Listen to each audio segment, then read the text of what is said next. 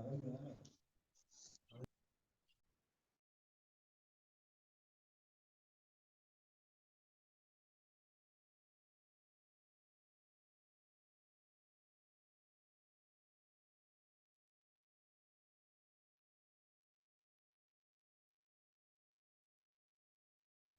good evening, everyone.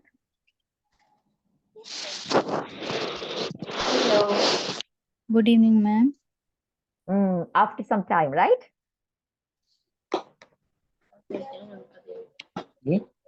Yeah, after some time. Okay. You all can hear me properly, right? Yes, ma'am. Yeah, can you remember I started unit 3, cognition. Am I right?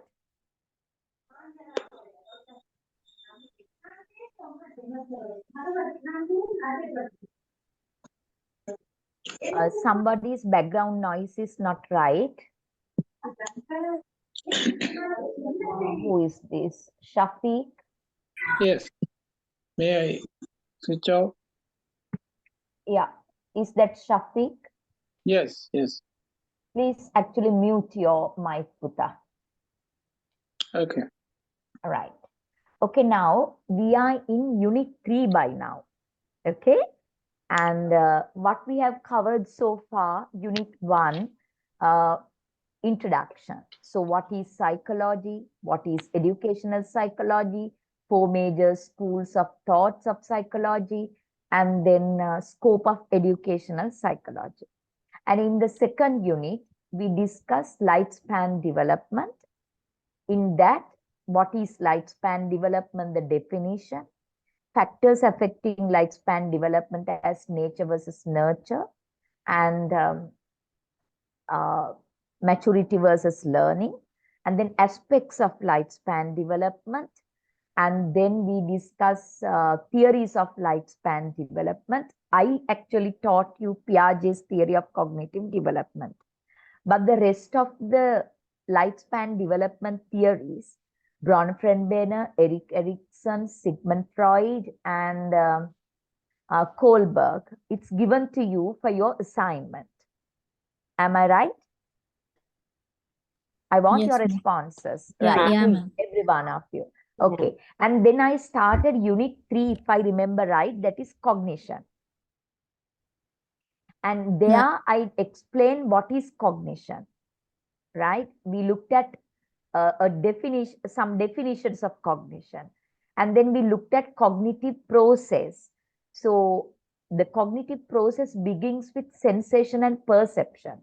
So we tried to actually distinguish between sensation and perception, and ultimately learn that sensations are transformed into perception once the brain interprets it, Kela. That up to that stage we have done it. If I remember right, can you please give me the feedback?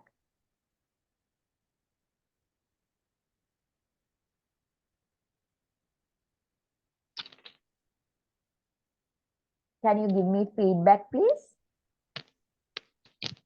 Is that where I stopped?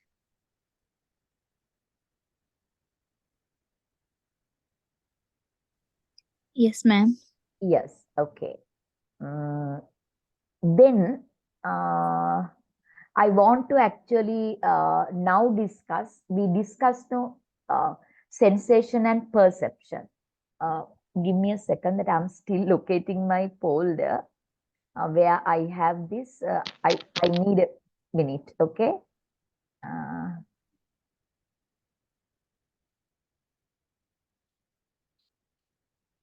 I need a minute for that, okay? Then from there, I have to go to this Kingston, okay? There I have,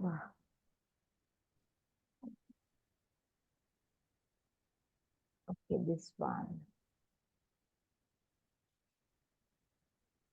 Hope that you can tolerate me, right?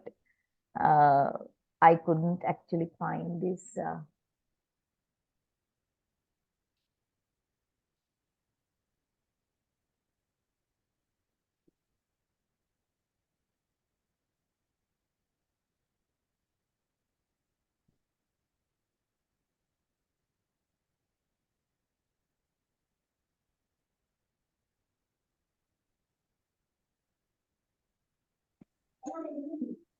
a second. My goodness, who is having a terrible cough? Who is not well? Mm.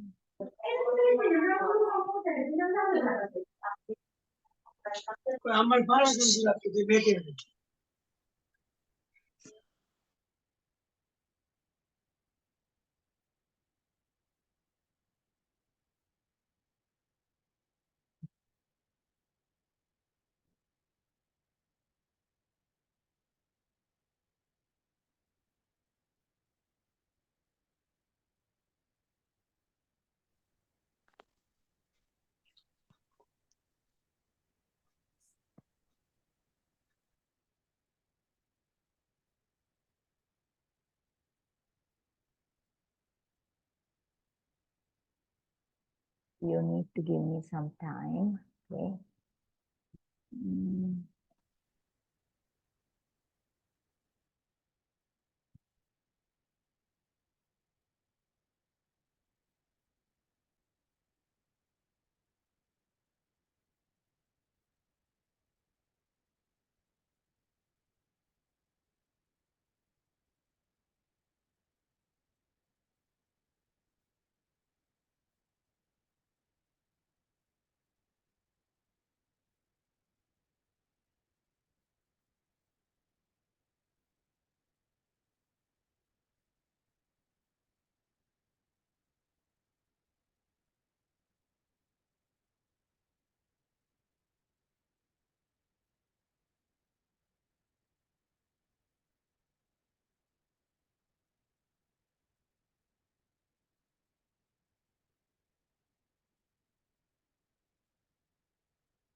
Okay, now.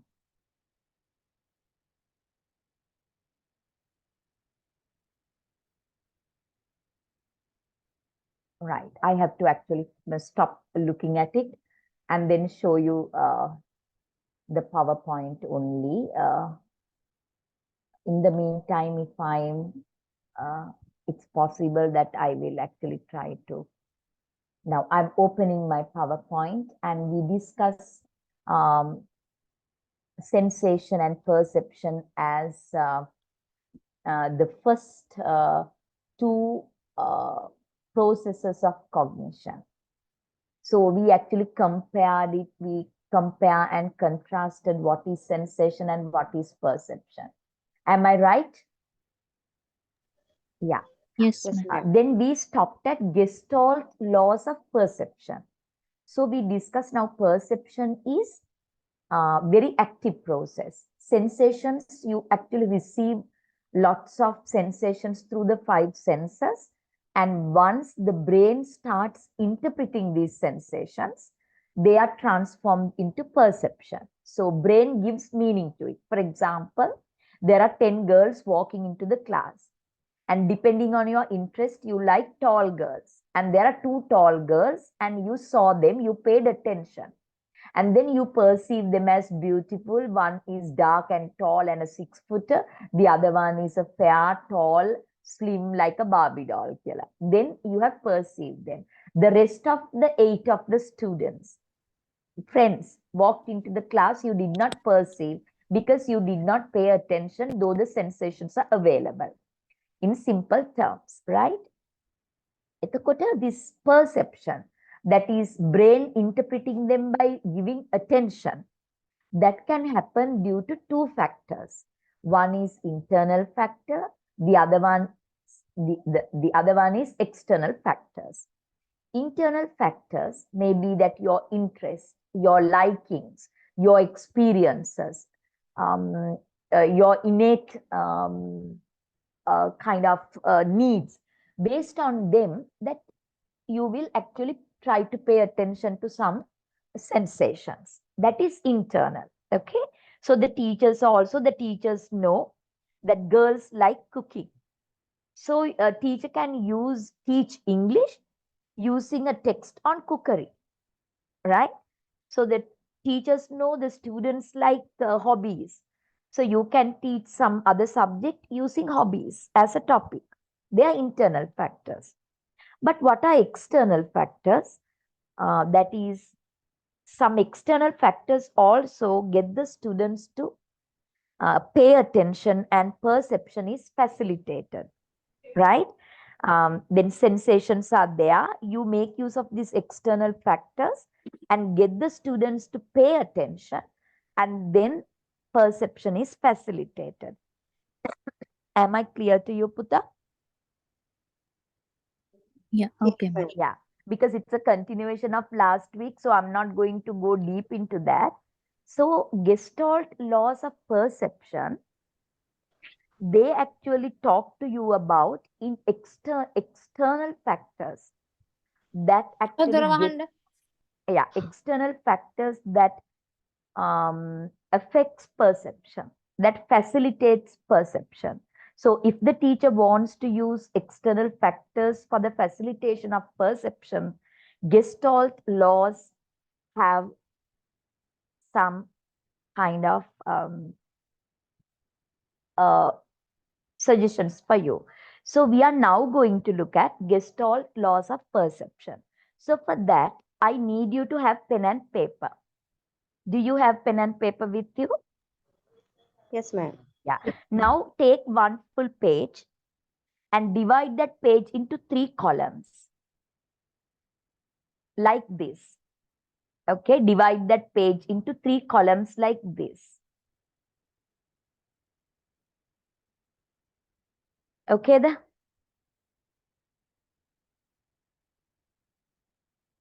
Right. And then you can name the 3 columns. Gestalt law of perception. If not, you can say law, then definition and the image. Law, definition and the image. Very important. Okay. So prepare this document until I fetch for the video. Okay. Because I have it in a folder.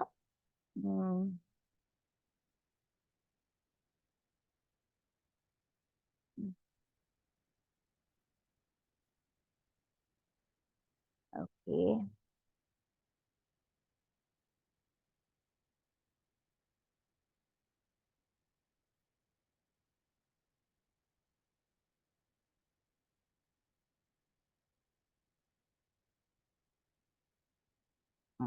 This is the video I'm going to show you.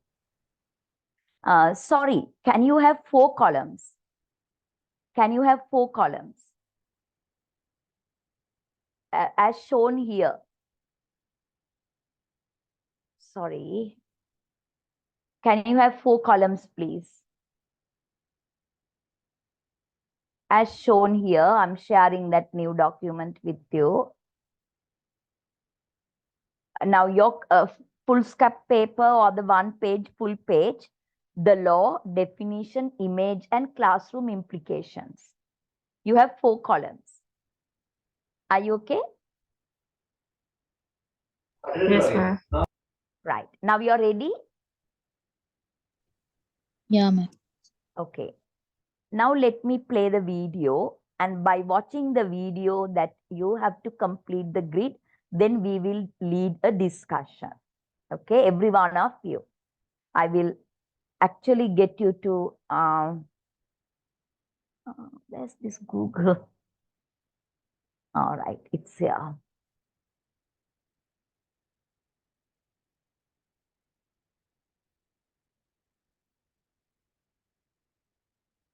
Okay. Paste and go. Right. So now I have to actually share this new thing.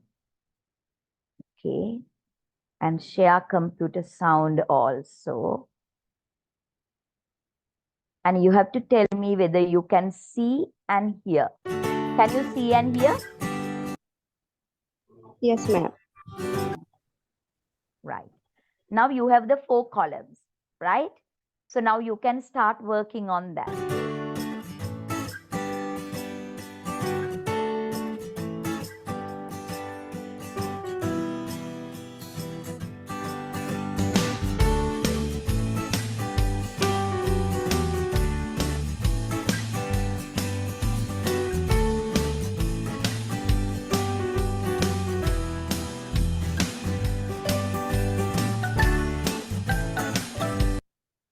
Now, these are the 5 laws.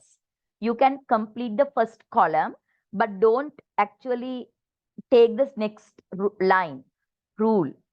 Keep some space, right? Leave 4-5 lines for each law. Okay, leave 4-5 lines for each law. So law of proximity, law of similarity, law of continuity, law of figure and ground, law of closure. If you want, you can have another one. I will actually give you the 6th one. Take number 6, law of pragnance. I spell that Pragnanze. Did you write? That is also very important.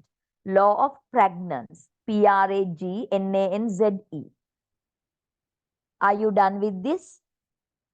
Yes, ma'am. Yeah. So can you read the 6 laws quickly? Law of everyone. Proximity, law of Similarity, similarity, continuity, continuity, figure and and ground, ground, closure. and pregnancy. Pragnance is a German word, right? It means simplicity. That is also very useful. That is why I want to add that. Simplicity of pragnance. Pragnance is the German word for simplicity. So let's see. I'm playing. Now this is the image. The 3rd column you have the image in psychology books to talk about law of proximity. Proximity is nearness. Proximity means nearness. So you can draw this. You don't have to draw this full picture. But similar thing you can quickly draw. Okay, it's very important for exam purpose. Now what does it mean? This is the definition. Objects placed near each other tend to be perceived as one group. So you can see here the objects placed near each other. This is taken as one group. But here it's only 2 lines. These are not perceived as one group, but this is only as one group. This is a separate one. This is a separate one. Why? There's a gap, not placed very close to each other. So law of proximity means objects placed near each other tend to be perceived easily as one group. So nearness facilitates perception. Nearness facilitates perception. Proximity, nearness facilitates perception. So if you really want your students to perceive something easily as an external factor to actually facilitate perception, you can actually place them close to each other, near each other. Now you have done the law, you have done the definition, you have done the image. Am I right? Yes, ma'am. Yes. Right. Let's see later on only that you can complete the last column, the classroom implication. But I will explain it to you. Are you listening, Puta? Yes, Yeah, ma'am. ma'am. You don't have to take down notes. Once the video plays it, you can take down notes. But I will actually explain it here. Just double check with the video. Right. Right now, you don't have to do the last column, the implications. But listen to me. Now, perception is facilitated through nearness, right? By putting them very close to each other. So they say, now, if the subject matter that you want to teach, they can, now, science and English and environmental studies, whatever.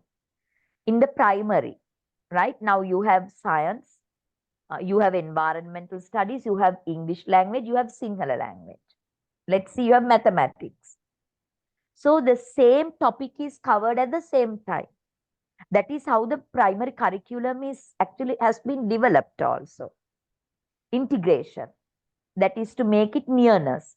So in the maths period, you actually introduce the objects, shapes, 5 shapes, circle, triangle, rectangle, like that. You introduce shapes in the mathematics class. And in the environmental studies class, you get them to walk out of the class and find similar objects from the environment for each shape. Okay. And in the English above, activity-based oral English in grade 1 and 2, they don't have to write anything, but it's oral English. You introduce the English words for these shapes. This is a square, this is a circle, like that. This is actually placing content near each other for the facilitation of perception. I can give you another example. Suppose you are a grade 6 English teacher. So normally the English teachers have Monday you do grammars, Tuesday you have reading, Thursday you have writing, and then next day speaking, like that. You have actually separate days. You can make it happen also. Now you don't have to teach in the order of the activities in the order of in the order that is in the book. Instead, the teacher, if you are a kind of professional teacher who knows psychology, on Monday, if you teach simple present tense, right? In the reading passage, you will get them to read about a passage that describes a person, describes a place, or a general water, hobbies, like that, which is written in simple present tense. So, you know, Monday they learned grammar, simple present tense. Tuesday, simple present tense is done in reading class because they are reading a passage which is written in simple present tense. And in the writing class also, you get them to write using simple present tense. So you get them to describe a person or a place using simple present tense. You're not going to do the activities as it's given in the book in the same order. Instead, you will use this psychology, and perception is facilitated. Understanding and comprehension is facilitated by putting that subject matter in actually close proximity, if not with close to each other.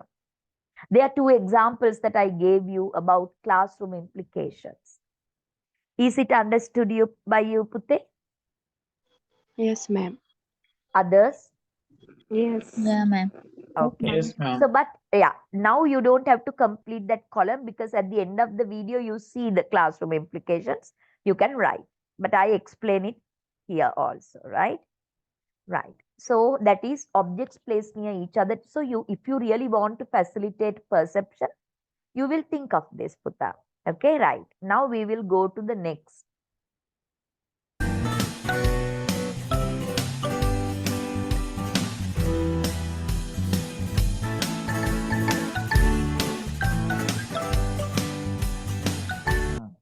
The second law of similarity. Law of similarity. Now, look at the definition. Similar objects which have similar qualities are easily perceived together. We are more likely to group together objects that have similar qualities. Now look at the image that is from psychology books. You see the vertical or the vertical and Horizontal. horizontal lines. What do you perceive? Top to bottom or left to right? Vertical line. Vertical lines. Yes, top to bottom, vertical lines. Why do you see vertical lines? Because they are similar in nature. Shape, the color, the size, they are similar.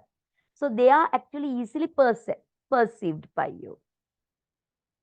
You hardly see this line easily. It is difficult to perceive. Am I right? Yes. So as a teacher, Now you have completed 3 columns: law of similarity, the definition, and the image. Now the classroom implication I will tell you. So it is similar to proximity, right? Similar things are easily perceived together. Things with similar qualities, they are easily perceived together. So it's overlapping with proximity. Am I right? Yeah. It's overlapping with proximity. So similar things. The same examples can be cited here. So the teachers can make use of this knowledge when you organize, arrange, and plan your lessons, because you want your students to easily perceive things. Even in the preparation of a visual aid also, you can use this, right? Okay. Similar things are grouped together, then easily perceived. When it is come to teaching and learning the materials and all that, you can put them actually in one place, that is at one time that you are going to teach them, show them and all that. They're easily perceived. So there's a kind of a close connection between similarity and proximity. Okay. Now let's see the third law.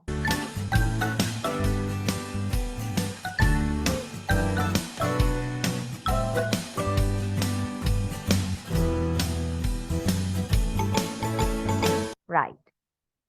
The third law is law of continuity. Law of continuity. What is the definition?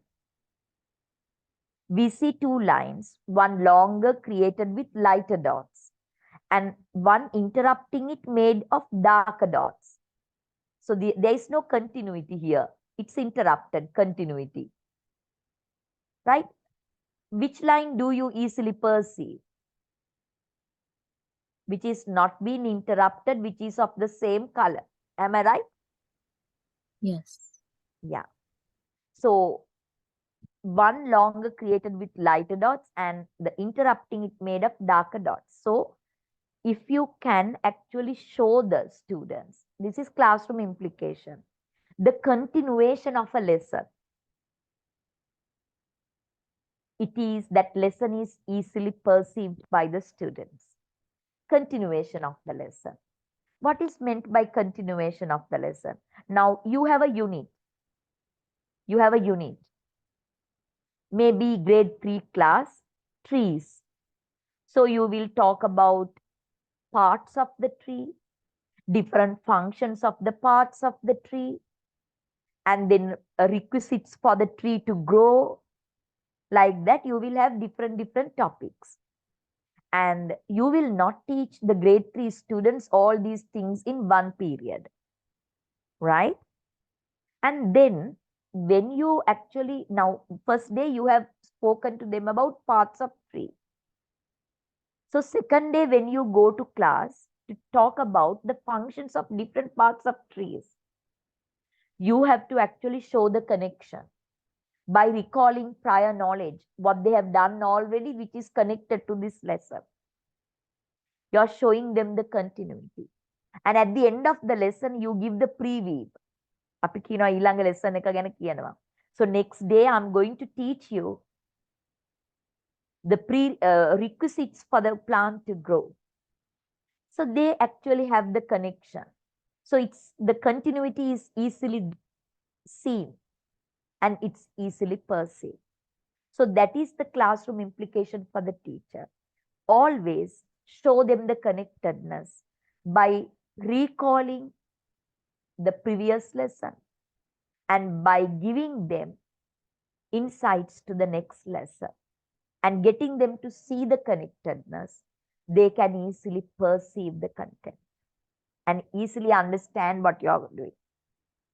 Is it clear to you? Yes, ma'am. Do you do that as teachers? Because most of you all are teachers. Do you do that? Yes, definitely we do that. Yes. Yeah, definitely you have to do that. You're facilitating perception, understanding, comprehension, right? Very good. So that is very important. When you're writing lesson plans also, you have to do the same. So this is my lesson today. You are connecting it to the previous lesson, which is relevant to the today's one. And then you write the preview also, what it is, how it is connected to the next lesson. That is a good lesson plan. Then your students also can easily understand that. And I want to go beyond this and tell it's a research done. Now you all know sometimes students with 10 A's for O levels, when they go to A levels, they don't actually do well. Am I right? Am I right? Their O level performance is very good, but when it comes to A levels, their performance is low. Is this a problem in our context?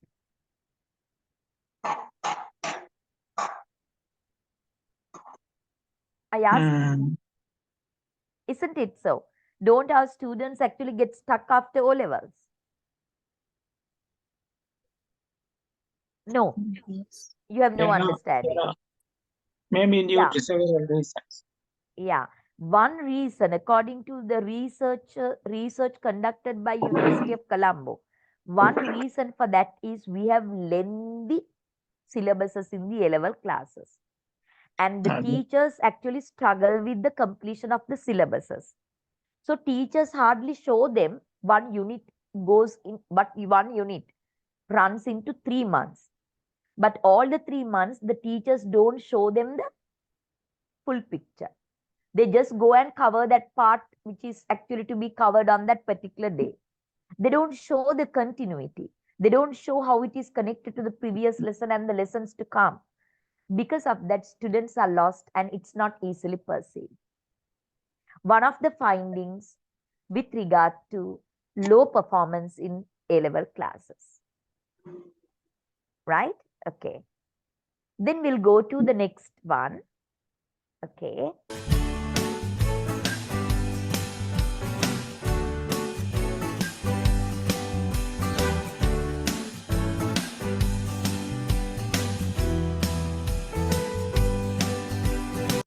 Okay. Did I discuss this figure and ground? No. Right. I ask you, at a glance, what do you see here in this picture? Tell me the truth. I At a can see two glance. faces. You see Yeah. two faces. Others? Yes, ma'am. Everyone sees two faces. Maybe a mirror and the same face. Two faces. So anything else is seen by you? Vase. A vase. White A vase. vase. No vase. Very good. Right. Right. Now listen very carefully. Right? Figure and ground is this. Now, figure is the white vase. Figure is the white vase. Okay? Ground is the two black faces. So if it is a teacher, now you have a lesson. Figure is the objectives of the lesson, specific objectives of the lesson. That means what you want your students to do at the end of the lesson. What you want your students be able to do at the end of the lesson is the figure, the vase. But vase or the figure or what the students be able to do at the end of the lesson, you can't actually present it on its own.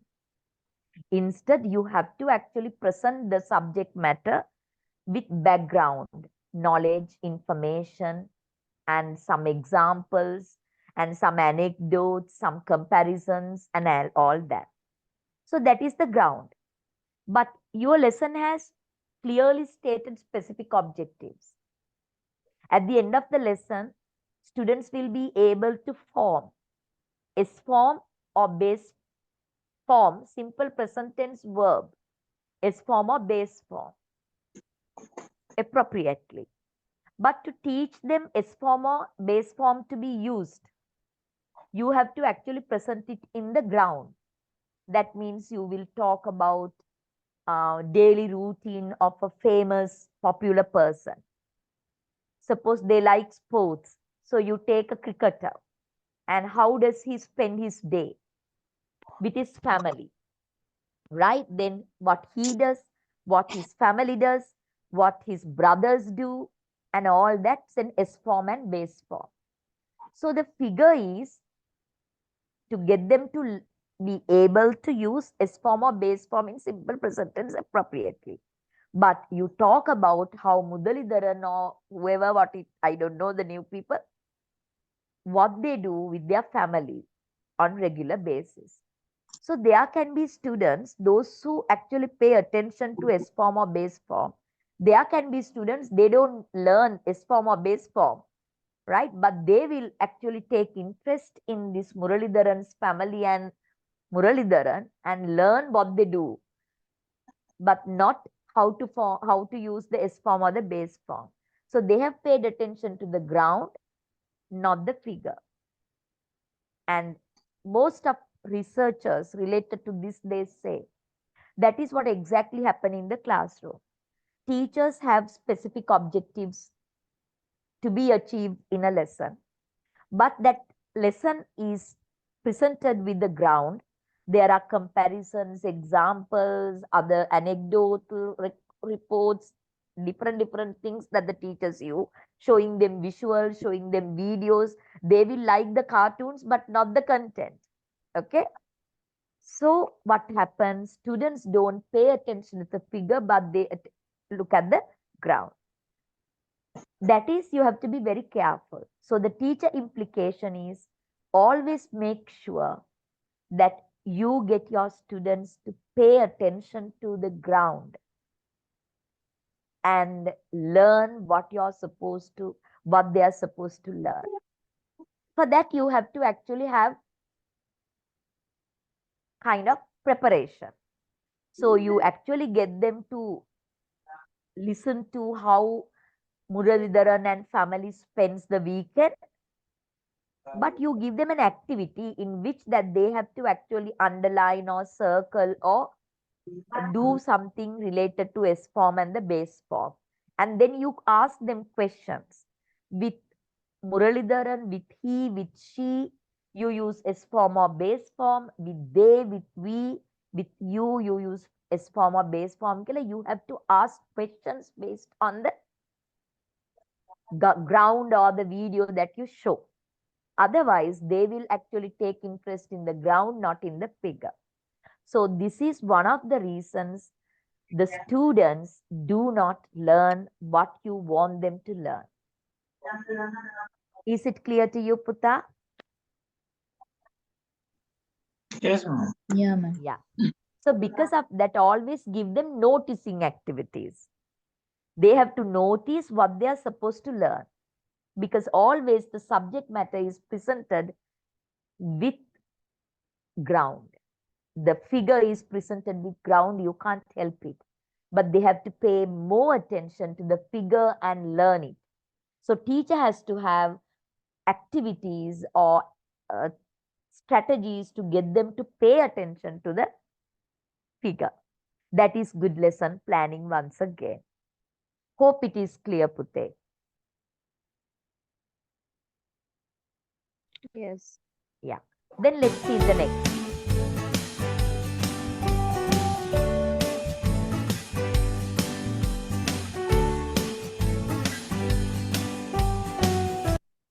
Closure. Law of closure. Our brains have a tendency to finish unfinished objects subconsciously. So here, if you look at this, do you see, what do you see here, the figure A? You definitely see a triangle, am I right? Yeah. Don't you see a triangle? You see a triangle. But actually speaking, the triangle, here there are three figures here, right? But you don't pay attention to that, but you see the triangle. That is because that our brain has a tendency to finish unfinished objects unconsciously. So what is the actually teacher implication here? You can actually apply this to Piaget, equilibrium and disequilibrium. Am I right? When you present the new knowledge, you are in a state of disequilibrium. So you strive for equilibrium. and you try to finish the unfinished objects. If not, you engage in assimilation and accommodation and try to actually expand your schemata. That is what exactly we talk about in Piaget's the cognitive process. Do you remember? Yeah, ma'am. Then we'll go to the next one. Only one figure is enough, right? One image is enough. Only A is enough. Okay.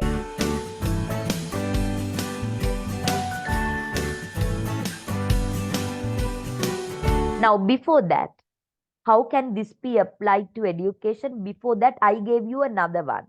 What is the other one?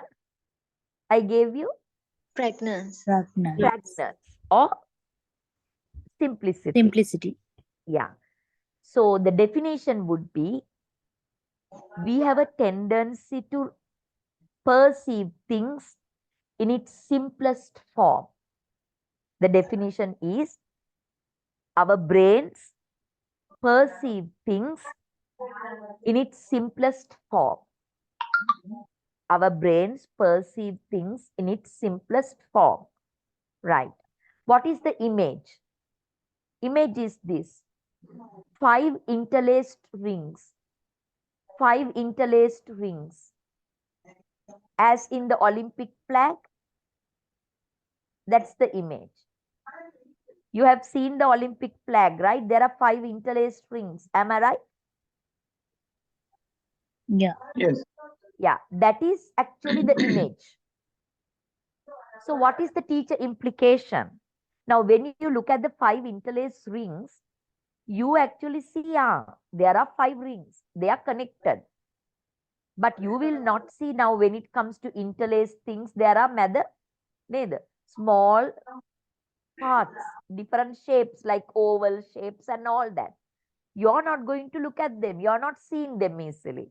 Instead, that you look at the big picture and see it in its simplest form and see there are 5 interconnected interlaced rings, or a small oval shaped things that you are not going to look at, because that our brain is ready to perceive things easily in its simplest form, right? So how can you apply it to education? When you present lessons, make it as simple as possible. Break it down to simple parts, small parts. Get them to master one part and then go to the next. Don't make it very complex and get them to grasp everything at the same time. You're a good teacher, you will break it into parts and present a small part, get them to understand, then add another part to it and understand. I will give you a simple example. Now you want to teach your students grade 6, simple present tense. First day, you will teach them positives only, S form or base form, right? Positives only. Next day, you will teach them the negatives also. Then I like mangoes, I don't like mangoes. He likes mangoes, he doesn't like mangoes. If it is a very weak class, you will actually further break it down. You will take the stem verb and its negative first, and then base form and its negative next. Like that, you're going to break it down into small pieces and make it simple, and then your students can easily perceive it. So any good teacher will think of a way that present the hard facts, complex facts in a very simple way, your students, by breaking it down to small pieces and one at a time. So that will actually help the perception and understanding and comprehension. For example, if it's a reading passage, if it is a history lesson about kings, so you will actually not present everything at the same time. You will break it down into feasible manner by looking at the text. I will talk about the king's family first.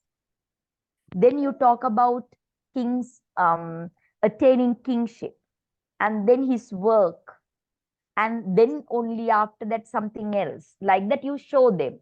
This is how I break it down. And then first we will look at his family. Right? Then we will look at this thing. Great work. Like that, you show them, break it into pieces and get them to learn. Otherwise, everything is jumbled and you go on talking, they will easily not perceive it. Understand?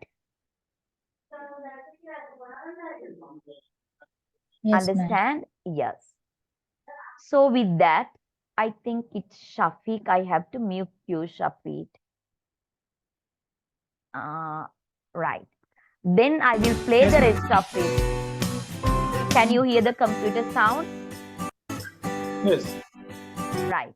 Now I will get you to look at the classroom implications. Yes, Okay, sure. you can actually take it down.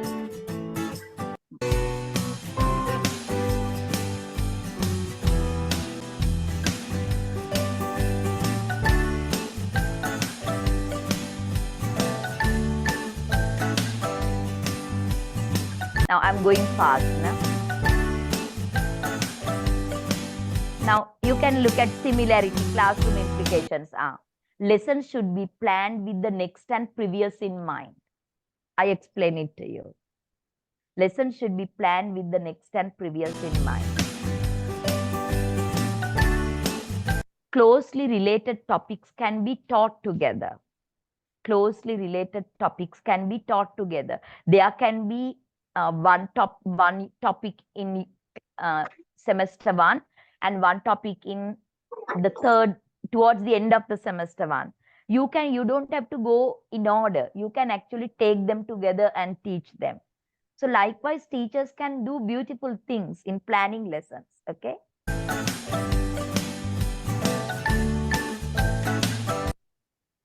Should be made easy to make connections from one lesson to the next. Right. Should be made easy to make connections from one lesson to the next.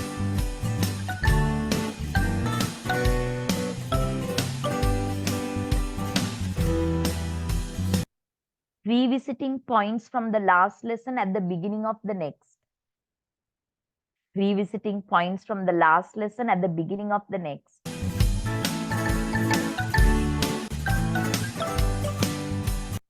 Allows children to see links between what they have previously learned and what they have already know.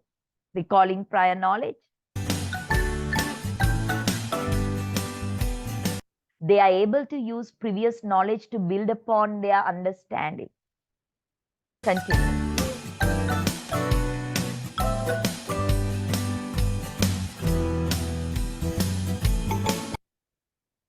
Figure and ground.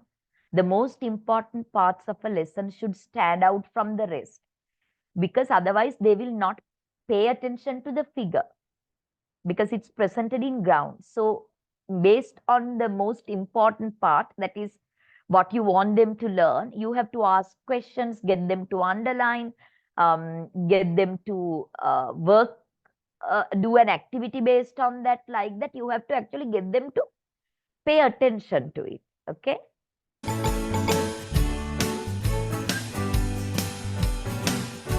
Keywords can be underlined and highlighted.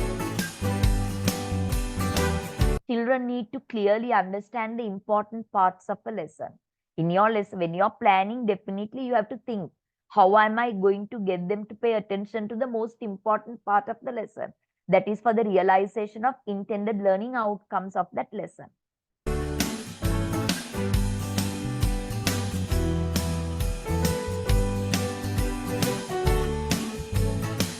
A lesson or topic must always be made complete. Complete Karanat, you can actually say, this is what you started with learning, this is what you're learning today. Like that, if they are actually overlapping. Okay.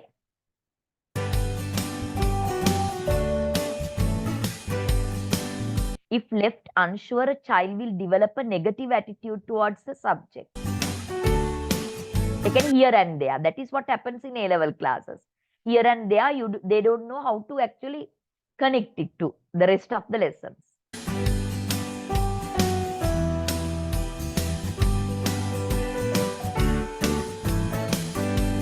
Right. Now I want to talk to you about that simplicity. pregnance, when you present lessons, break it into small parts and make it very simple, a small part at a time to make it very simple, then they will easily perceive it. I gave you examples. So this is about facilitating perception in the classroom when it comes to your teaching and learning. Hope you understand.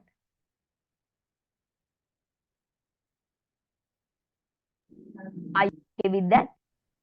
Yes, ma'am. Yes, ma'am. Very good, very good. So now let's see.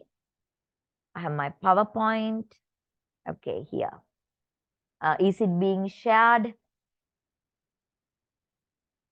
The PowerPoint? Not yet, ma'am. Right. Now, Now okay. let's see. Right. Now some examples that I have given you, Gestalt laws, right? Then we can actually go to the next important cognitive process. If you were there last time, I told you cognitive process, that is our thinking process, our comprehension, our thought process, right? Actually, it starts with sensation. So sensations paid attention, they are perceived. Nothing perceived is committed to the memory. So now you know when you actually present your lessons, there are a lot of sensations that you bring into the class. When you do a lesson, there can be outside noise. Students are enjoying that band practice, right? They are not paying attention to you. So they are not perceiving your lesson. Problem, because nothing perceived is committed to the memory. If nothing is committed to the memory, they cannot use them for problem solving, for logical thinking, for creativity, and blah, blah, blah. So the cognitive process will not take place if sensations are not transformed to perceptions. And once the sensations are transformed into perception, right? It is the beginning of the memory process. It is the beginning of the memory process. With perception, the memory begins. It is actually committed to the memory. The process of memory, how memory works, can be discussed by connecting it to the perception. It begins with perception. Am I clear to you, Puta? Yeah, ma'am. Okay. If it is hard, please tell me. Right. Now, memory. So the next cognitive process is memory. I think as teachers, if you know how memory works, and it will help you to actually get your learners to commit what you teach them, knowledge, into their memory, right? So if you know how it works, you can facilitate the learning process. Am I right?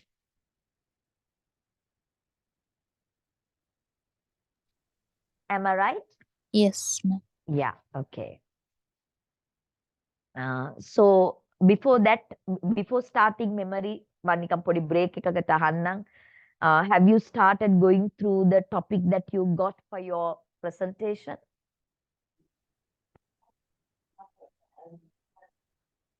Have you Still started? not, ma'am. Madam, I didn't get topic for the presentations. There can be a reason for that. Maybe you were not there. No, Yes, ma'am. I registered for like You were not there for the lessons. Am I right? yes, Yes, ma'am. ma'am. I also. You were also not there. So you have access to the recordings. Sorry, ma'am. Have you got the recordings? Not yet, ma'am. You can't actually do like that. My advice for you, Puta, if you have missed the first few lessons, please Yes. get hold of the recording. Please get hold of the lecture materials. Please get hold of the assignment and start engage in self-study. Okay, ma'am. Self-study කියන්නේ recording එක තියෙනවනේ. Ahala ලෑස්ති වෙන්න. Right? Okay. For you, Okay. now for you, there are 4 theories that you can select from. Piaget, of course, you don't have to take, it's complicated and I have discussed it with them. You can select Erik Erikson, Sigmund Freud, Bronfenbrenner or Kohlberg. ඒ හතරෙන් එකක් අරගෙන assignment එක කියවලා you can get ready. So when you come for the class next day, I want you to listen to all the recordings, read lecture materials, and get to know what you are supposed to do for your presentation. And if you have any doubts about the presentation, you can talk to me. I give you the liberty, you can choose any of the 4, right? Okay, madam. Right, both of you. Ma'am, Right. excuse me. I'm also Yeah. today is my first day, so I didn't got also the topic for the assignment. No, it's not my baby. Now, when you get registered late, that you know Yes. there are lessons already conducted. You're adults, no puta. And that is Yes, ma'am. handled by, I'm visiting only. I'm a part-time visiting lecturer. So you have to speak to the coordinator or somebody responsible. And you know this is the 3rd or the 4th lesson. So what we have already done, you have to collect recording. Normally they upload it to the Google Classroom, if I remember Yes, right. ma'am. I got that. Uh, I have so already. it's up to you that you have to I take can select time. what I want, ma'am. Right? Sorry? The topic. That 4 Yeah, topics you are can there. take, yeah, Can the I select? yeah, Yes, those ma'am. who join the newcomers, they can select out of the 4, one of your choices because you are Okay, not ma'am. there. Thank you, ma'am. So because of that, you may be struggling. So next day when you come, if you have a doubt about the assignment, you can talk to me after class. Okay? Okay, ma'am. Thank you. Right. So now we will be back in memory. Okay? So if the teachers know how memory works, it's also cognitive process, you can easily facilitate learning. So good to know it. So let's see the definition of memory, one of the cognitive processes. What's the definition given? Memory refers to the processes that are used to acquire, store, retain, and later retrieve information. What are the words? Acquire information, store information, retain information, and later retrieving information. All these are incorporated into the process of memory. Acquire කියන්නේ gain knowledge, information. And after gaining knowledge or information, you have to store it in the memory. And stored it in the memory that you have to keep it over a longer period of time. No? If you just store and forget, වැඩක් නෑ. You have to keep that information in the memory. And then when you have to write answers, when you have to solve problems, when you have to think logically, you have to actually retrieve them from the memory. So the memory refers to the processes that are used to acquire, store, retain, and retrieve information. Is it clear to you? Yes, ma'am. Okay. ma'am. Yeah. So then go to the Matlin's definition. Memory is the process of maintaining information over time. You learn, you forget. It's not memory, right? You learn, you forget. Go home, you forget. You have not committed it to memory, right? So you have to make sure if you want to facilitate memory of your students, you have to know it actually incorporates acquiring, storing, retaining, and retrieval of information. So the teachers have to facilitate this process. How to facilitate the acquiring, storing, retaining, and retrieval of information? You can actually facilitate it if you know how memory works. If you know how memory works. So that we looked at the definition of memory. So definitely in my papers, I will ask, write a definition for memory. I want to see you have studied, Kiela. Okay? And then I will ask how this memory works. To know how this memory works, there are models that describe how memory works. So we will look at one of the simplest models that describes how memory works. Okay. Before that, a further explanation of memory. There are three major processes in memory. Please think of your background noise, Pute. If you think your background is not good, keep it muted. When you want to talk, only that you have to unmute. Okay. Right. So this is a further explanation. There are three major processes to memory: encoding, storage, and retrieval. Encoding means, actually speaking, gaining information, transforming information into a form that can be entered and retained by memory system. That is perception. By paying attention, you have given meaning to it, encoding. And then you have to store it in the memory and then retrieve it when you really want actually to use that information. Now, suppose in the English class, you teach them how to use S form or base form in active voice, simple present. Now they have to describe a place. So they have to actually retrieve that information from the memory and engage in writing.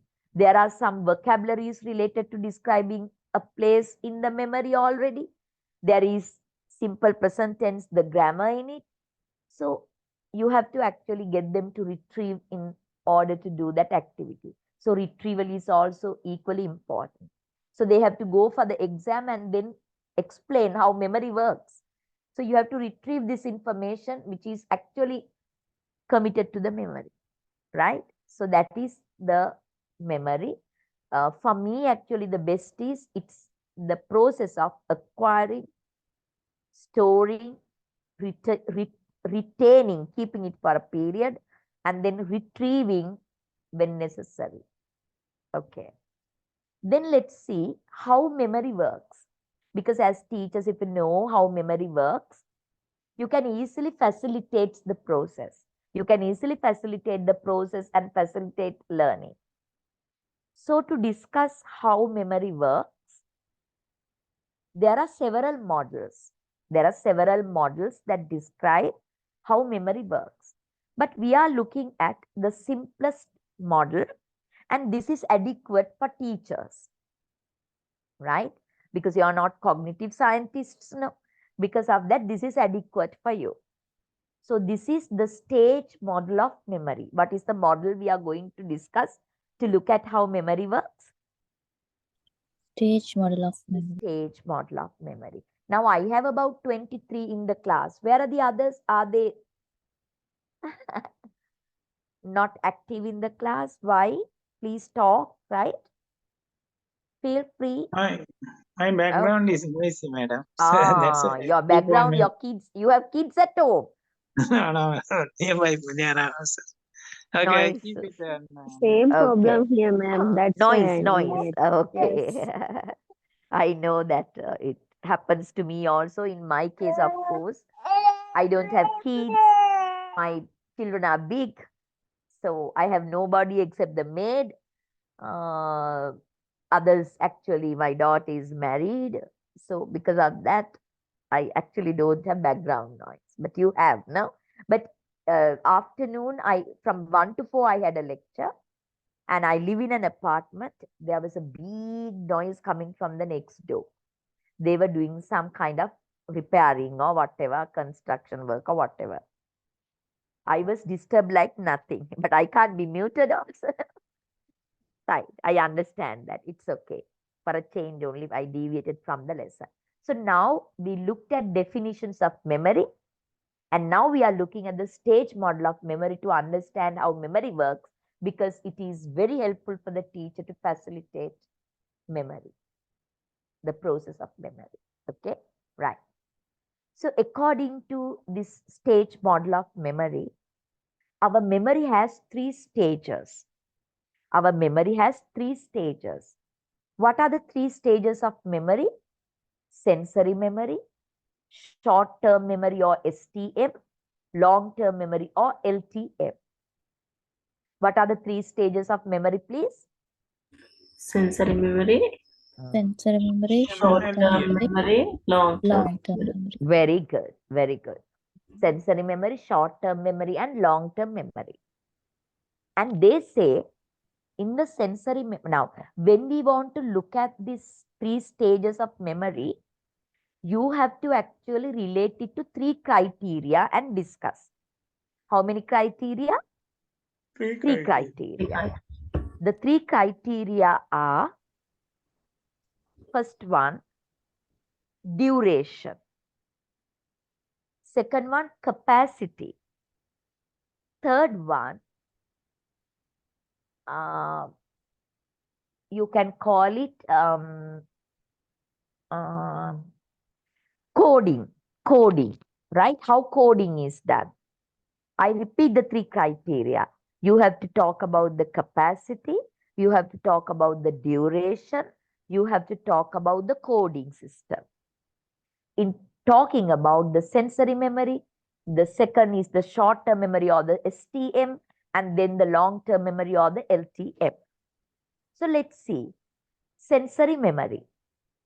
So sensory memory means when you receive information from the 5 senses, right? The information you receive from the 5 senses, they enter the sensory memory. But look at the capacity. Capacity is actually limited. That is how you say it. Capacity is limited, but duration is also very limited. What is the duration of the sensory memories? Sensory memories can be what you hear, what you see, what you feel, what you taste, like that, what you smell. So these sensory memories, what is the duration of these sensory memories that they can be in the sensory memory? Duration is very limited. They say it is only 3 to 4 seconds, not minutes, 3 to 4 seconds.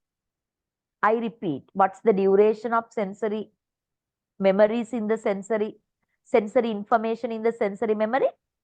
3 to 4 3 to 4 3 to seconds. 4 seconds, not minutes, seconds.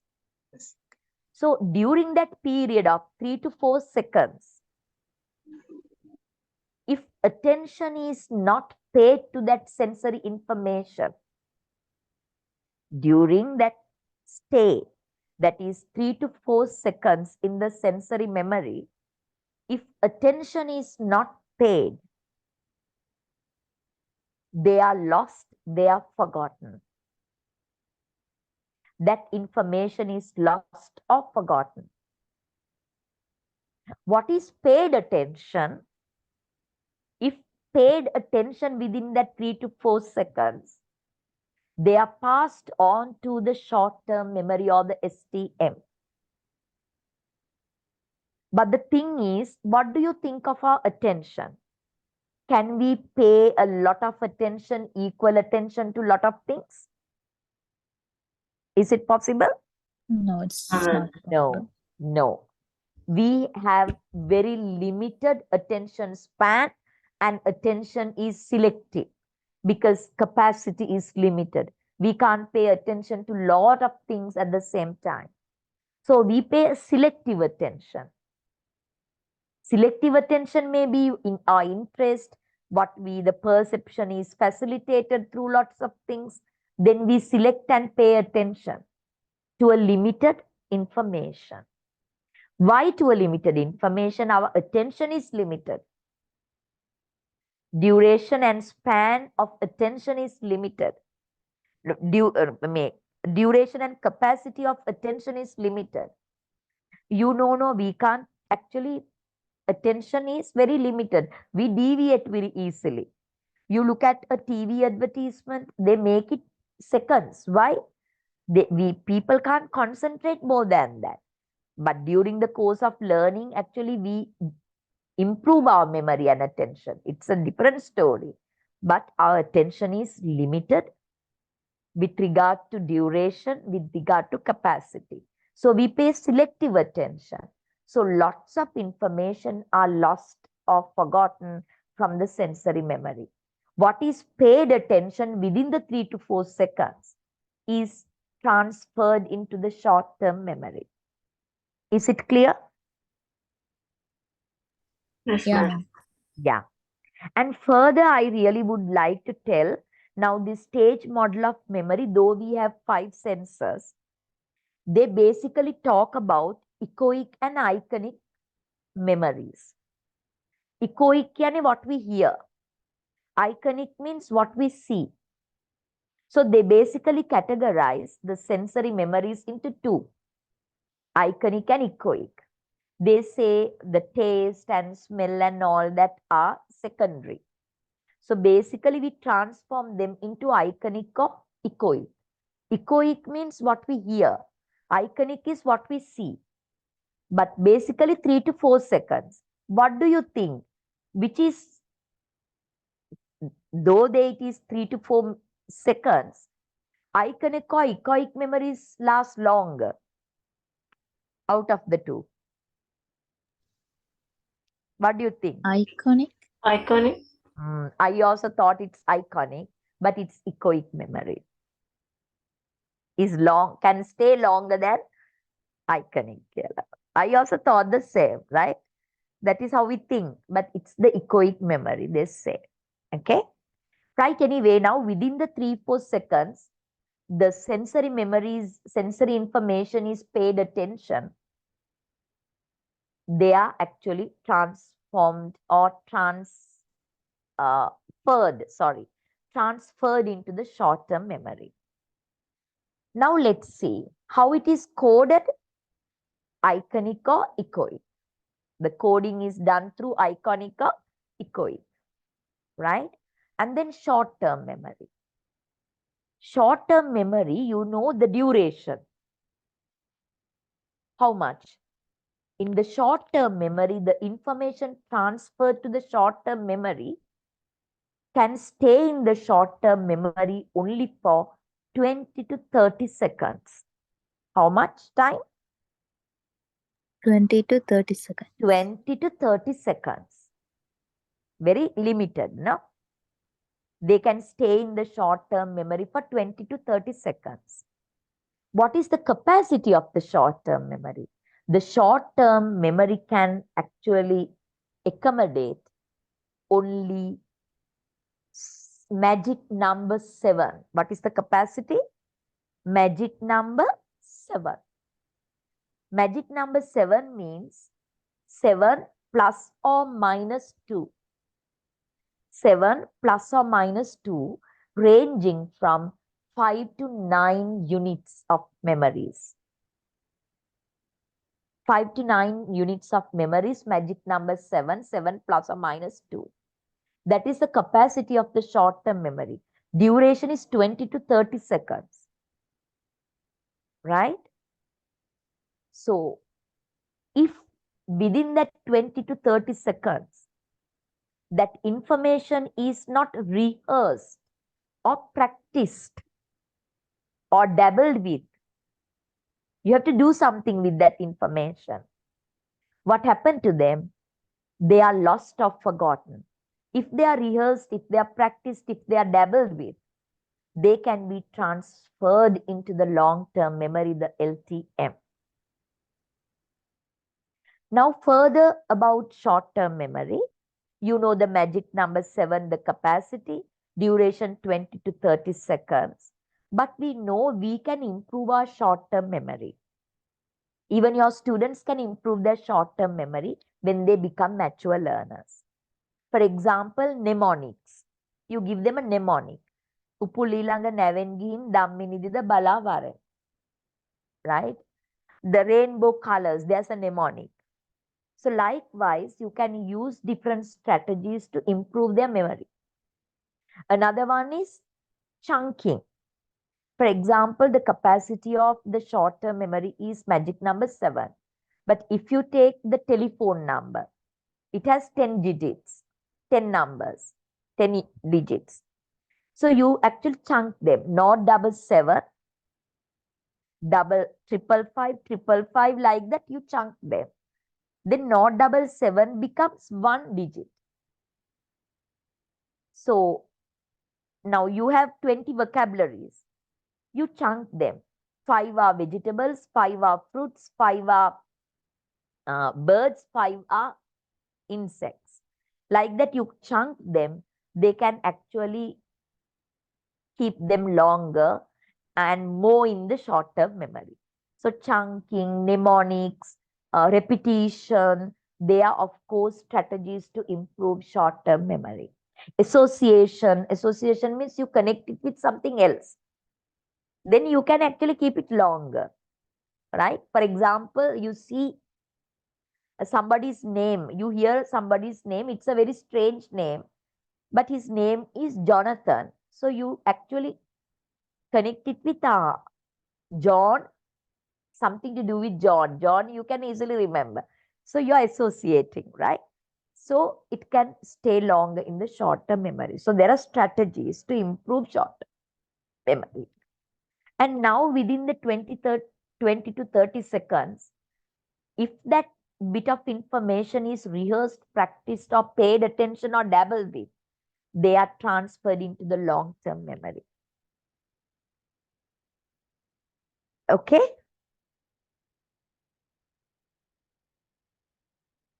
Yes, ma'am. Yeah. Now, in the long-term memory, what is the duration? What is the capacity? Duration, that means how long that you can keep information in the long-term memory.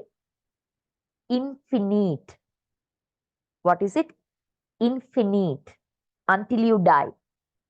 Maybe in old age that you get dementia, maybe you meet with an accident and then you lost your memory. You might forget. Otherwise, you can keep those memories in the long term over a long until you die. Infinite. That's the duration. What's the capacity? Unlimited. Any amount of information you can store in the long-term memory. That is the beautiful part of it, right? But what is the actually take-home message for the teachers here? We have some more to discuss, but before that, based on what I discussed, what I told you, what's the take-home message for the teacher? You know how this is how that the memory works. Long-term memory, unlimited and infinite. But sensory memory and short-term memory, very short, limited, short lifespan. So what's the story behind this? What's the message for you as for the teacher? කියන්න බලන්න ටිකක්. Guess එකක් දාන්න බලන්න.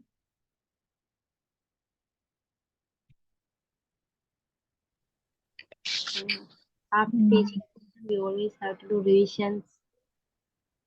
Rather revision වලට වැඩිය මොකක්ද? ඒක එච්චරම Practice. relevant. Practice නේද? Yeah, practicing is also very important, more important. Now here long-term memory, infinite and unlimited. But short-term memory and the sensory memory, very limited. Very short Yeah. lifespan. So what can you do? You have to put information, lot of information at a time or little bit of information at a time. Little bit of information. Definitely, yes. As teachers, you should know the memory works in 3 stages. So the sensory memory and short-term memory, their capacity is very limited. And you have to actually feed the sensory memory and short-term memory with very little information. Once they are rehearsed and paid attention to, they are sent to the long term, then you can actually feed the next bit of information to the sensory memory. So a small portion at a time. If you really want them to actually store information in the long-term memory without losing them in between. Am I right?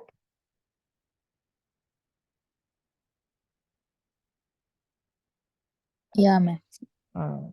And a small bit of information at a time, but you have to actually make sure you use attention strategies and rehearsal practice strategies. Get them to pay attention and practice. Maybe repetition is a practice. Highlighting is a attention strategy. You give them a bit of information and get them to underline. It's paying attention. and get them to say it 3 times, and it's sent to the long-term memory. Likewise, a small bit at a time, a small bit of information at a time. That is the practice that you all should have as teachers. But with mature learners, you can actually give them more information because their memory power has improved, because memory can be improved, but still this theory, this concept is very important, more effective. Am I right? Yes, ma'am. Yeah, very little things. Paying attention may be that getting them to repeat, getting them to underline, showing them a picture, writing it on the board, and then get them to rehearse. Rehearse means repeat it, say it, and do something with it, show it. Like that you can ask. Then they rehearse and they are sent to the long-term memory. Right. I have to actually further talk to you about, now, memory is not only storing information, acquiring and storing. Now you got them to acquire, you got them to store. Now they are in the long-term memory, but they have to retain it and then retrieve it when they want. For them to retain and retrieve, there is a very popular analogy. Analogy is a comparison. Okay, analogy is a comparison. That long-term memory is compared to a library. This is how that you should store information in the long-term memory. What is that comparison? Store information in the long-term memory as you store books in a library. That is the comparison. So the long-term memory is compared to a library. Long-term memory has information, library has books. So what is this comparison? What does it mean? Can you just have an educated guess? Whenever we want, we can refer to the books. Yeah. So why? Why can you refer to the book and easily retrieve that? Because of what? Because we there. have already stored like System. How have you got it stored? Very systematic. Now you think of your study table in your room. Maybe it has only about 20-25 books. You think of the world's largest library in Qatar, maybe billions of books. But if your friend asks you, Ani, I want this last week note, can you fetch it in the morning? You will never be able to fetch it. But if you go to the Qatar library, it's a matter of a click that you can get the book. Why? It is systematically stored. Am I right? Yes, ma'am. Yeah, alphabetical order, subject wise, author wise, like that. You can just actually matter of a click get it from the computer where the book can be located. But your table has only about 25 books. It's a mess because it's not nicely stored. So the comparison is that the long-term memory and the library. You have to store information in the long-term memory systematically. Then only retaining and retrieval is possible. Now, sometimes you cram for exams. You study that, you by heart it, you cram. But you go for the exam, you know you studied it last night, but it doesn't come back. It is not retrieved. Why? It is not systematically stored. It is just cramming. Am I right? So because of that, teachers, you can't ask your students, you have to store all this information in your memory systematically. No, there's nothing like that. So teacher implication is this. So you have to present your lessons systematically.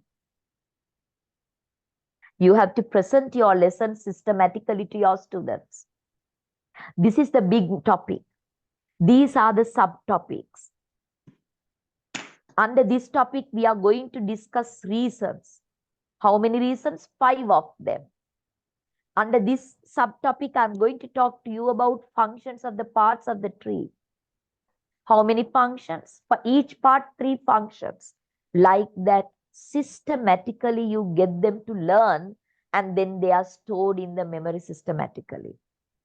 If not, teacher present it in a very confused, complex manner without, it's not systematic at all. The students also just listen and then put it into the memory. They will never be able to retain it and retrieve from the long-term memory. That is the thing. So teachers, එතනදිත් අපිට කියන්න වෙන්නේ, you have to show the big picture. I'm doing unit 1. First day I discussed this. Second day I discussed this. And today I'm discussing this. Under this, I'm going to talk to you about these. Every day that you show them the big picture, then they will actually systematically store them.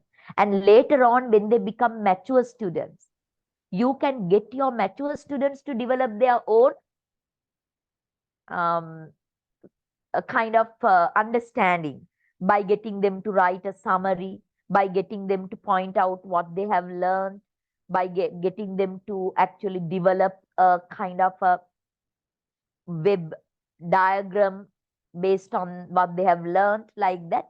So they will actually systematically store it in the long-term memory. And even the short notes is a systematic storage. No?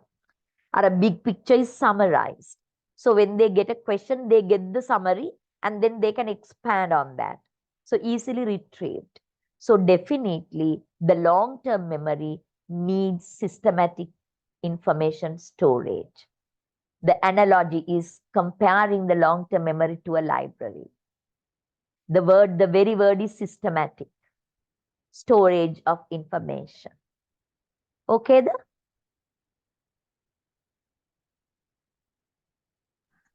Okay, ma'am.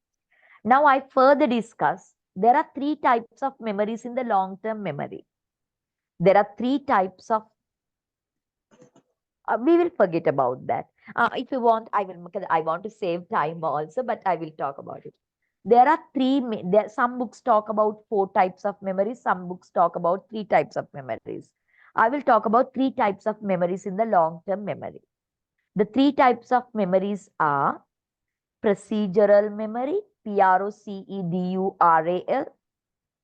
semantic memory, and episodic memory. Procedural, semantic, episodic. I will be sending you the notes also with the PowerPoint, okay? Semantic, procedural, and episodic memory. What are those types of memories? Procedural are skill-based memories. Procedural memories are skill-based memories. Now, for example, how to drive, how to ride a bicycle, right? As a housewife, now I walk into the kitchen in the morning. I don't have to think of a lot of things, what to do first, what to do next. Like now I know I want thyroxine. So the first thing is to swallow my thyroxine tablet. And then I put the kettle on, right? Like that, it's actually, I don't have to think harder and do it. It is very automatic. That is the procedural memory. They are skill-based memories, how to do things and all that, okay? Second, now you don't have to think, I have to go to the washroom, then get my toothbrush and then put toothpaste on it. No, you don't have to. It just happens, right? So that is procedural memory. And episodic memory. Episodic memories are related to episodes of your life events, related to your life events. Now, for example, birthdays. What you did last time on your birthday. When is your best friend's birthday? And your first day in school. And what did you have for your breakfast today? What did you have for your lunch today? They are related to life events. They are episodic memories, right? And then there is semantic memory. Semantic memory is information related memories. For example, now today you learned Gestalt laws, 6 of them. So the illustrations, the definitions, the law, and the classroom implication. They are all semantic memories. They are information. What's the highest mountain of Sri Lanka? What's the highest mountain in the world? What's the longest river? They are all semantic. Okay. Now I will ask you, which is easier to retrieve? Semantic, episodic, or procedural? Which is easy to retrieve? Semantic, procedural, or episodic?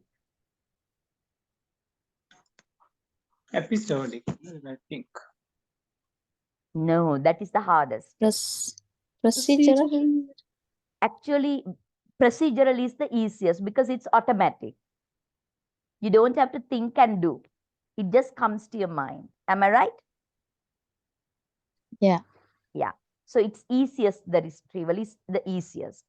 Second is, out of the two, semantic or episodic? Semantic. Semantic, definitely yes. Why?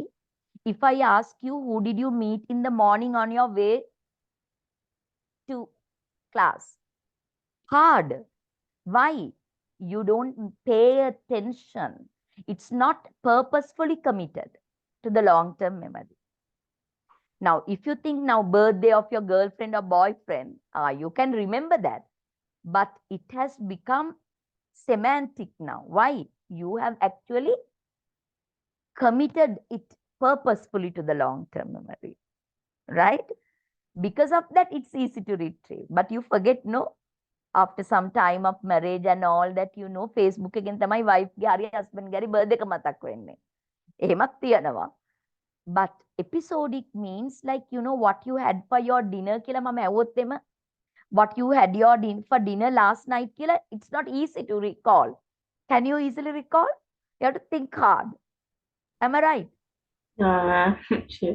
Yes, because you did not want to commit it to your memory. Purposefully, you did not want to commit it to your memory. But if you had something very nice, a special dinner, then of course you remember, then it's semantically coded. So it's semantic information. Okay? So you can make use of that also in the class. Okay? This kind of thinking also in the class. So with that, I actually have a video to play. Now it's 9:07. Can I play you the video? Yeah, okay, ma'am. Yeah. හැබැයි it has additional information. That additional information like, you know, episode may, the bluffer and all these additional information, because it's not done by me, no. So that additional information which are irrelevant to you, they are relevant to the cognitive psychology. Okay. So you don't have to actually know those things, but we will play it. What is not necessary, episodic buffer, එහෙම කියලා තියෙනවා, ඒවා අපි අතාරිමු. What I explain you can actually pay attention to. So I think it's worth watching කියලා. So give me a second, Puta. I will actually get the link.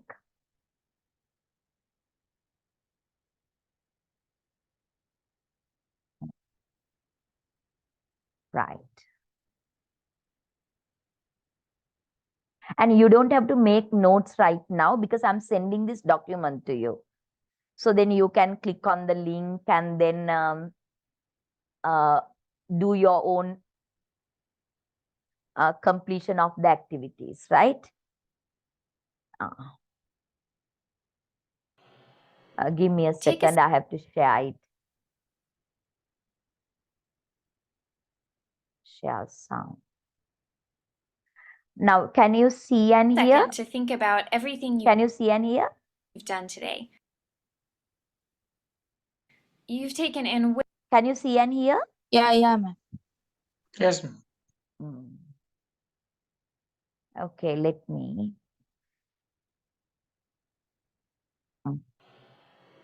Take a second to think about everything you've done today. You've taken in way more information than you could possibly remember in detail. Things you've seen, heard, smelled, touched, and tasted. But somehow, some information gets stored in a way that lets you access it later. So what makes this process work?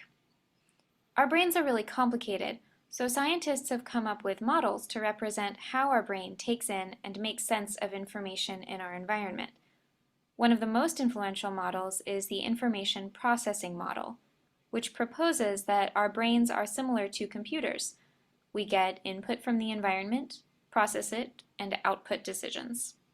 It's important to note that this model doesn't really describe where things happen in the brain. It's more conceptual. The first stage then is getting the input, which occurs in sensory memory. This is sometimes also called the sensory register, so if you hear that term, just know it's the same thing as sensory memory. And this is where you first interact with the information in your environment. It's a temporary register of all the information your senses are taking in. Even though you have 5 senses, the 2 most studied in terms of memory are sight and sound.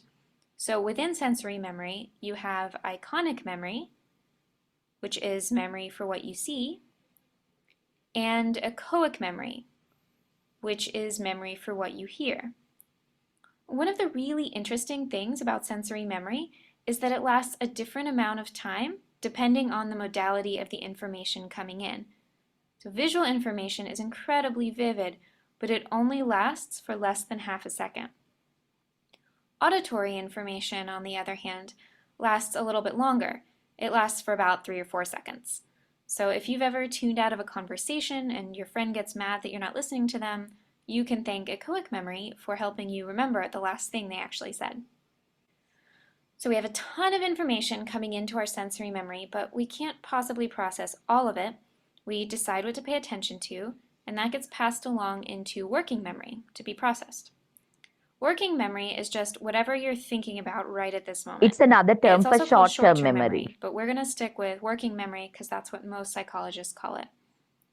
Working memory capacity works a little bit differently. It's not defined by time so much as quantity. Just remember the magic number 7. Your working memory can hold about 7 plus or minus 2 pieces of information at a time, so about 5 to 9.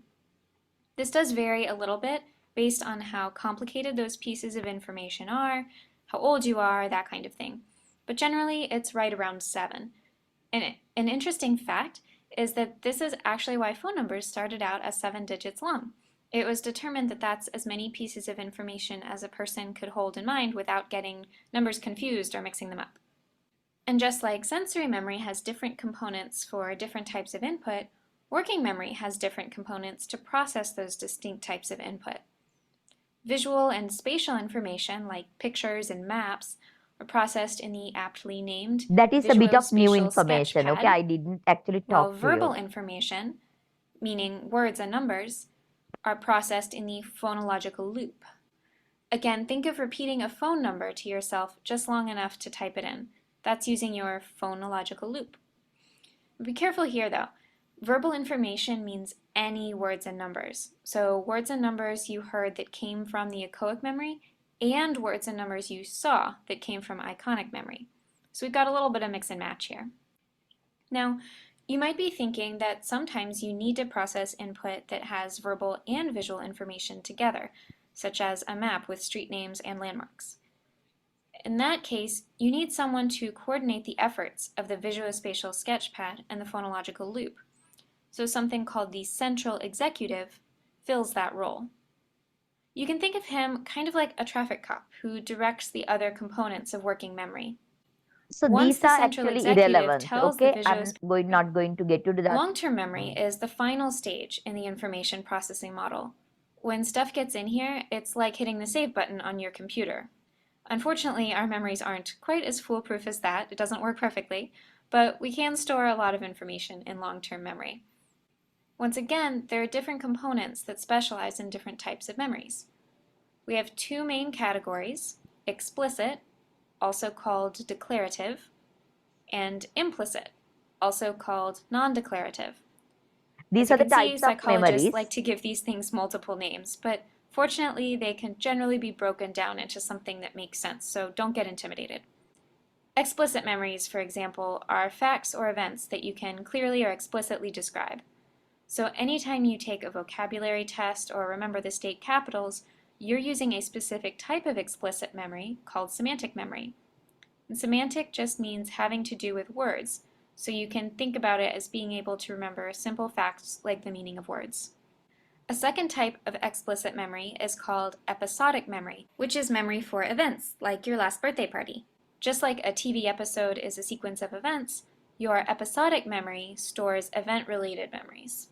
While explicit memories are easy to define, implicit memories are a little bit fuzzier. They involve things you may not be able to articulate, such as how to ride a bicycle. You probably can't say clearly how much pressure to put on the pedals or exactly how to turn the handlebars.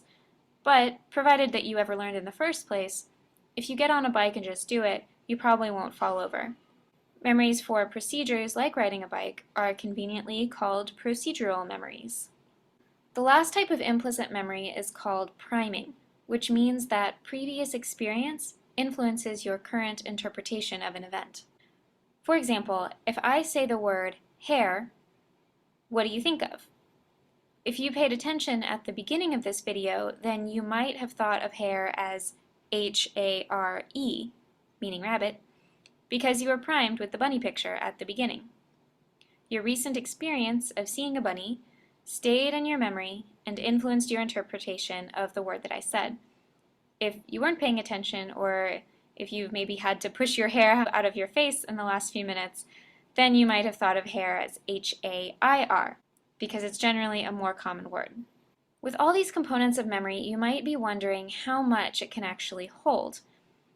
I think we've all had the feeling that we can't possibly take in any more information. And while it might be true that you can't process any more information at the moment, unlike the computer in front of you, as far as we know, long-term memory capacity is unlimited. So your brain never actually gets too full for more information. Okay. Take a moment and try to remember what you were doing last week. Chances are you Okay. Now, are you listening? Yes. Yeah, okay. Now, what are the teacher implications? That's my question now. What are the teacher implications? That is the most important part now. Now you know how our memory works. What are the teacher implications? Shall we discuss?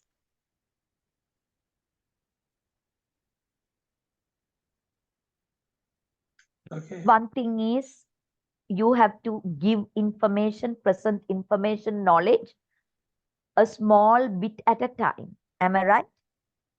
Yes. That is one thing. So make notes, right? If not, this is recorded, so you can listen to the recording and make notes.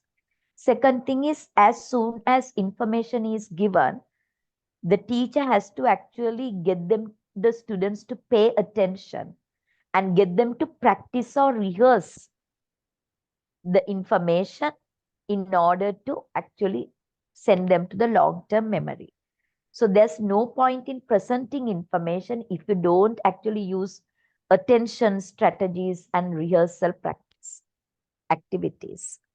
So presenting information should be followed by attention gain strategies and practice activities. Then the third one,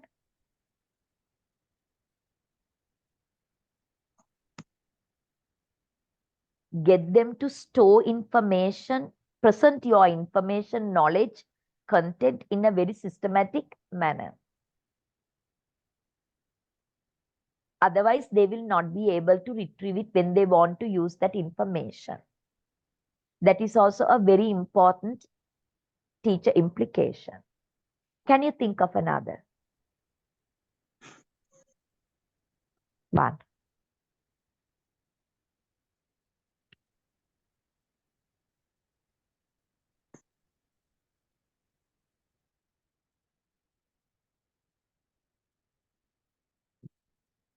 Improve their memory by using strategies like chunking, mnemonics, association, etc.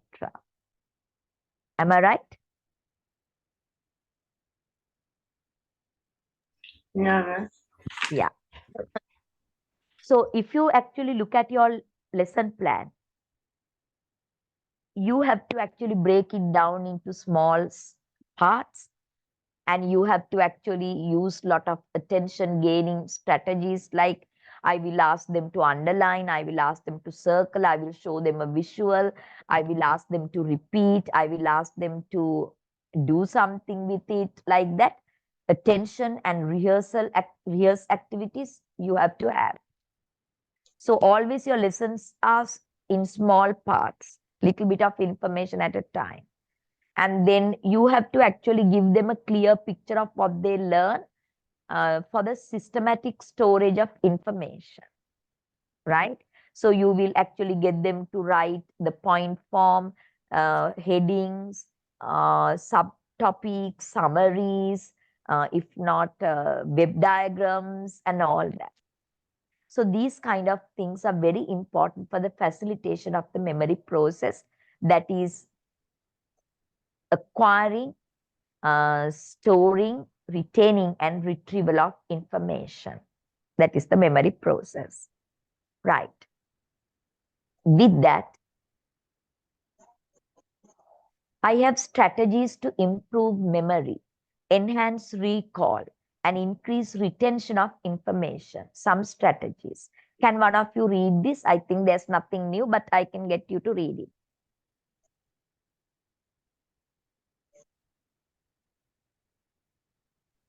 Focus your attention on the materials you are studying.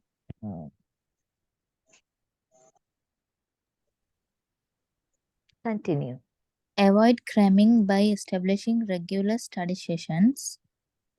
Structure and organize the information you are studying. Utilize mnemonics devices to remember information. Elaborate and rehearse the information you are studying. Relate new information to things you already know. Visualize concepts to improve memory and recall. Teach new concepts to another person. Yeah, teach new concepts to another person. You're dabbling with information. Right? Okay. Now here we have about 8 minutes. But we have one more topic under this, that is forgetting. Without rushing through this, it's a small 10 minutes, 15 minutes discussion. We will postpone this to next week. Okay, so next week when we have psychology, we will actually start with forgetting and finish the unit 3 and get on to finish unit 4. Unit 4 is learning. It's very interesting and don't miss it out. Learning theories. There are 5 or 6 learning theories that we are going to discuss. In those theories, we discuss how we learn. So different perspectives, different interpretations to how we learn by looking at classical conditioning, operant conditioning, then Gagne's information processing, and then Vygotsky and Bandura. This is what, and yes, and yes, this is what we are going to look at. So they are all learning about learning and how learning happens according to the psychological theories. So we are looking at about 5 to 6 learning theories. But before that, we will start with forgetting unit 2, cognitive process, and finish it off. Okay there. Okay, ma'am. Okay. Any ma'am. questions? Any clarifications? Anything to ask?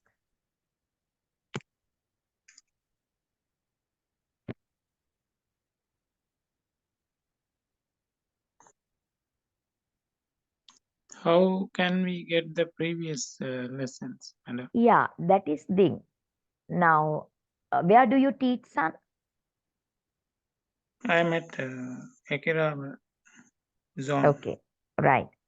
Now, it doesn't matter. I just asked that question. Those who are newcomers, you have missed your previous lessons. You have to actually ask from the campus. As I know, they are all uploaded to the Google Classroom. So you have been given access to it. Mm. So if you have not been given access or you do not know how to access it, you have to speak to who is the contact person for you. Is it Mr. Yeah. Rishad? Yeah. So you can speak to Mr. Rishad. first see whether you can actually access it through Google Classroom. So we have done Unit 1, Unit 2 partially. The rest is done by you as the assignment.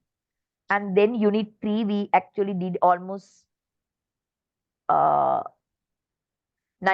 or 99% of the unit is done, a small part remaining. So Unit 4 is learning next week. Okay. So I Okay. think better if you can find some time and go through this and do self-studies. Okay. Right? Okay, because for your assignment, definitely that you have to do the Unit 2. Actually, you have to listen to it and study it. And I've sent materials also for you to read. This topic that you select, that you can actually accordingly read it. That's there. So don't postpone. I think you all have to make sure that you all are kind of listening to them and know what it is and make notes, read materials. That is a must. Okay. Okay, ma'am. Yeah. Any other question before we stop?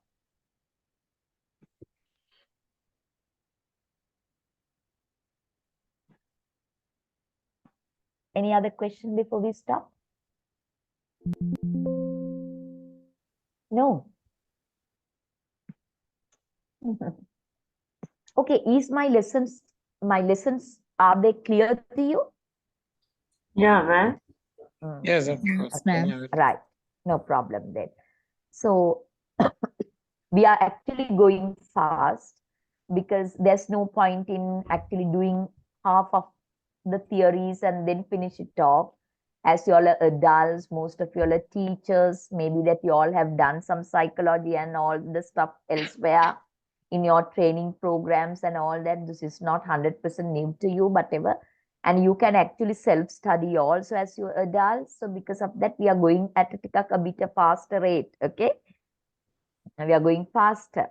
I hope that it's okay with you.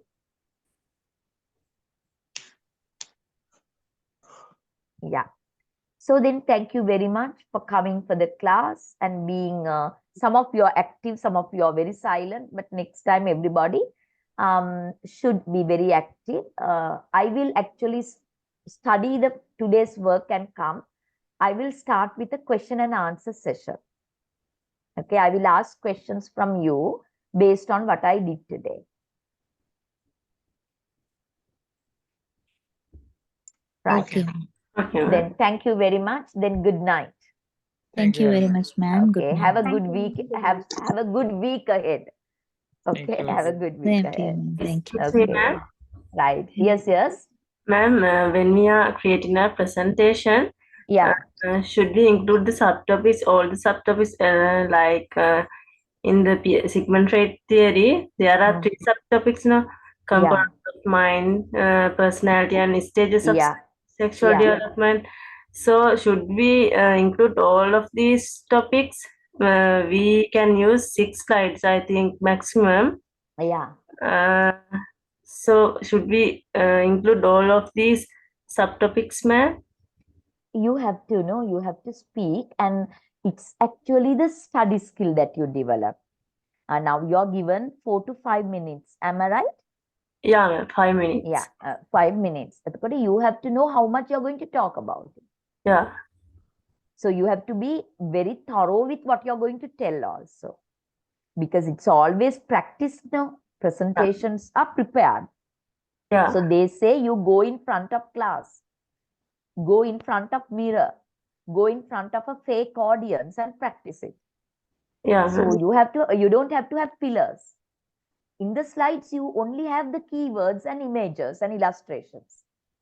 You're not going to read from the slide. Yeah. Right? You don't have to. If your slide is full of content, actually you lose marks. Yeah. The slides are to have only the keywords and key images. Yeah. So you are not to lose anything, miss anything.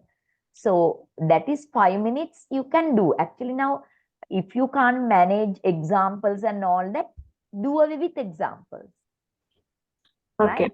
And Okay. you can think of, right, for all the 3 components, I will take only one example and Mhm. refer to the 3 components. Something like that, ways of saving time. That is your developing study skills, and it needs a lot of preparation. Yeah, ma'am. Yeah. That is the purpose of assignments also, right? Yeah, You ma'am. can't just read it and come and do you. Then I understand. So I will not consider the best mark for you then. So you definitely have to actually work hard with it and think of presenting it epigrammatically, practice it a lot, then no fillers, maximum use of time. All these things you have to actually practice. They say if you're doing a presentation, go in front of the mirror, go in front of a fake audience, and then practice, practice, practice. Practice makes you perfect, applies here a lot to the brain. Okay, ma'am. And we are getting you to develop your study skills there, right? So first you have to thorough with the subject matter by reading it. Then you have to actually think of what you're going to present, and then you have to have the script with you, what you're going to tell after developing the slides. And then by looking at slides, you can practice and see whether you can finish it in time. Time management is also very important. I have sent you the marking scheme also, the rubrics, right? Yeah, ma'am. Yeah. So accordingly, I will be giving you marks. Okay, ma'am. Yeah. Thanks, Study skill development. Very important, right? Yeah. Anything you can ask me next time also, because we have not fixed the date yet. Most of the time it is actually March first week, Okay, ma'am. because now the timetable is already set now. Because of that, I don't think that we can get another day. So March first week will be your day. Okay, ma'am. Right. Thank you so much. Right. Okay. No problem. Good night, ma'am. Good night, every one of you.